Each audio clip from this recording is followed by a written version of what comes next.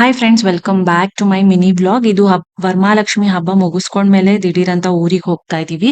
So Saturday ಮಧ್ಯಾಹ್ನನೇ ಬಿಡ್ತಾ ಇದೀವಿ. So ಮಧ್ಯಾಹ್ನ ಊಟ ಎಲ್ಲ ಮಾಡ್ಕೊಂಡು ಬಿಟ್ವಿ ಊರಿಗೆ.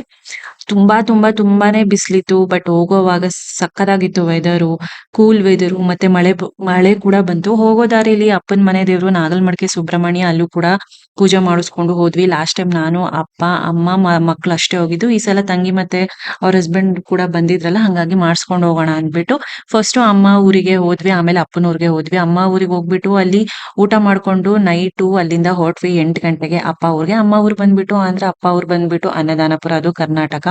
ಇನ್ನೆಲ್ಲ ಶಿಕಾಗೆ ಹಸುಗಳನ್ನೆಲ್ಲ ತೋರಿಸ್ಬಿಟ್ಟು ಸೊ ಮತ್ತೆ ನಾವು ಅಪ್ಪನೂರ್ಗೆ ಹೋಗ್ತಾ ಇದೀವಿ. ಇದು ಸೋಲಾರ್ ಪವರ್ ಪ್ಲಾಂಟ್ ಇರೋ ಒಂದು ಫೇಮಸ್ ಊರು ಅಂತಾನೆ ಹೇಳ್ಬೋದು. ಸೊ ನಮ್ಮ ಗ್ಯಾಂಗ್ ಇಷ್ಟಿದೆ. ನೆಕ್ಸ್ಟ್ ನಾನು ಮುಂದಿನ ಮಿನಿ ವ್ಲಾಗ್ ಅಲ್ಲಿ ಸಿಗ್ತೀನಿ. Until then, bye bye, take care. And ಇದು ರಿಲೇಟಬಲ್ ವಿಡಿಯೋ ಕೂಡ ಹಾಕಿರ್ತೀನಿ.